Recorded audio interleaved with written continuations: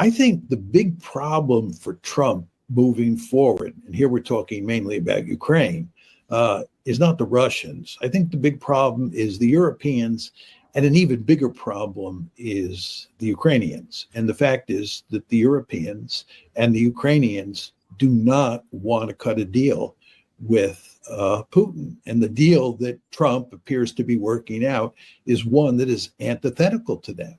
I think that he understands that Putin is a tough customer. I think he understands that Putin is in the driver's seat. And I think he understands that he's going to have to accommodate the Russians in large part if he wants to get a deal over Ukraine. So the question is, let's assume that Putin and Trump work out a deal. What happens then with the Ukrainians and the Europeans? I think probably Trump can coerce the Europeans. He has a lot of cards to play with the Europeans. They're not playing a powerful hand, and he can get them on board. But the Ukrainians are a different matter. It'd be very difficult to get them to accept the parameters of the deal that appears to be on the table. Well, the counter to that is that the Europeans will pick up the slack. And if you believe the Europeans cannot pick up the slack and that the United States will have coercive leverage over the Europeans, and I believe those two things, then the Ukrainians are pretty much on their own. And the Ukrainians on their own up against the Russians, it's really Bambi versus Godzilla. But the best solution is to create a neutral Ukraine that doesn't threaten Russia, and then have Ukraine do everything it can to have decent relations with Russia. But the number of people who make that argument are very small, and it's an argument that's been very hard to sell. I think it's an argument that Trump and his lieutenants have bought onto. I think they agree with us. But again, they may get that deal with the Russians, but the question is, can you get the Ukrainians and the Europeans on board? Well, you want to remember that once Germany is on its own and Germany has to provide for its own security, it will think about the world much more differently than it does now, because now it has the United States sitting on top of it. Germany doesn't have nuclear weapons. What's going to happen if the United States leaves to Germany in the pursuit of nuclear weapons? Are they going to get their own nuclear weapons? Are they not? And furthermore, in between Germany and Russia, there is a lot of territory, and there's a lot of potential for conflict in that piece of territory between Russia and Germany, and a security competition could take place. So there are just all sorts of scenarios that are hard to predict that lead to big trouble. And what you want to do if you're a European is you want to head this trouble off at the pass. And the best way to do that is to keep Uncle Sam firmly enmeshed in the European security equation. I think they think that threat inflation is essential to keep their publics on board, and also as a way to maybe convince the Americans that the boogeyman is coming and that Europe needs help from the United States, much the way it did in World War I. There's an important economic dimension, but it's very important to understand that a large-scale American military presence in Europe serves as a pacifier. The Europeans like being subservient to the United States because the United States keeps the peace. Their great fear is not so much that the Russians are going to attack in Western Europe. Their great fear is that the Americans are going to leave and they're going to be left on their own. And they know what's happened in the past when they were left on their own. And it usually is not a happy ending. I think that Trump has interests that go beyond Ukraine. I think Trump understands that there are a number of other security problems in Eastern Europe that need to be shut down. And that's why Trump is interested in this whole issue of crafting some sort of security architecture that covers Eastern Europe as well as all of Europe, if possible. I think both Trump and Putin want to put an end to the trouble that's been taking place in Europe in recent years. And that requires an overarching security architecture. So I think he has a lot of different reasons for wanting to end the Ukraine war. Now, you raised the issue of arms control and another START agreement. I think Trump is basically interested in an arms control agreement, but I think arms control moving forward is going to be an extremely thorny issue. And the reason is that we now live in a world where there are three great powers instead of two great powers.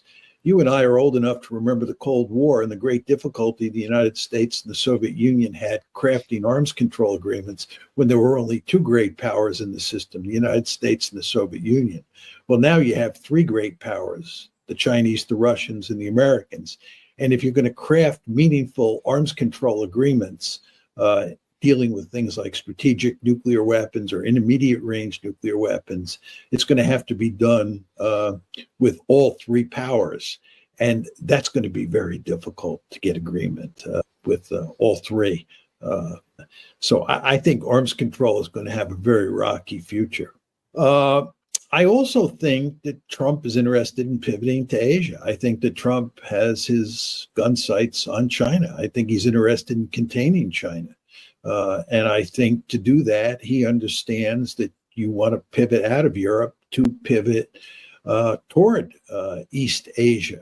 I also think he understands that pushing the Chinese and the Russians together, or to put it in slightly different terms, pushing the Russians into the arms of the Chinese by continuing this Ukraine war doesn't make any sense at all. So you have this rather unusual situation where it's Donald Trump who's talking about peace. He's the peace president. And it was Joe Biden who was the war president. And Zelensky and Biden were birds of a feather. And the problem that Zelensky faces is that he now is dealing with a partner, and I use that word loosely, in President Trump, who has a fundamentally different view on the whole issue of war versus peace. And what Trump wants to do is come up with a peaceful agreement that he argues, I think quite correctly, Trump I'm talking about here, will work to Zelensky's advantage or to Ukraine's advantage. It's funny, but I think both you and I agree that what Zelensky wants is not good for Ukraine. What Trump wants is good for Ukraine. The difference between Biden and Trump is just so stark. First of all, Trump is a much more forceful leader than Biden was. But furthermore, Biden was a warmonger, and Trump, for all his flaws, is not a warmonger. He's interested in shutting the war in Ukraine down, and he's not interested in starting any more wars. He's actually made that quite clear with regard to Iran, where the Israelis would really like us to take out the big stick and pound Iran. And he doesn't want a war with Iran, and he wants to shut this war down. I mean, this actually may work to cause Trump to call the Kremlin very quickly and to shut this one down as quickly as possible. You can tell a plausible story about how that happens. But I think the Russians are just sitting back and enjoying watching this.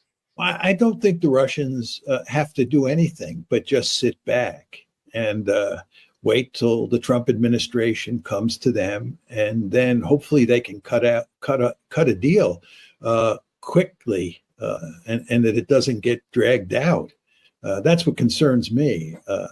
I worry that the Ukrainians may be able to drag this out, in which case it would work to their disadvantage because they would just lose more territory and more people would get killed. Donald Trump and everybody at the top of his administration knows full well what the Russian demands are. And the fact that Trump has said, and others have said, that a deal can be worked out means that we know what those demands are, and we're going to meet those demands, period. End of story. And this includes this crazy idea of peacekeepers and security guarantees and so forth and so on. Has made it unequivocally clear that that's unacceptable, and Trump has de facto accepted that. Now, that's the private discourse that takes place behind closed doors. I think when you look at the administration and you look at what's going on in the foreign policy realm, You have to distinguish between what's happening behind closed doors, the actual decision-making process, and what's happening out in public.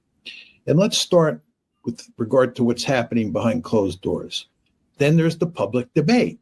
And the public debate is sort of a wild and crazy one, in large part because Trump is free to say whatever he wants, and because he likes to pontificate on a daily basis, and he doesn't pay much attention to facts, and he's not very careful with his language, we end up in all these debates about what he really means, and is he contradicting himself, and so forth and so on.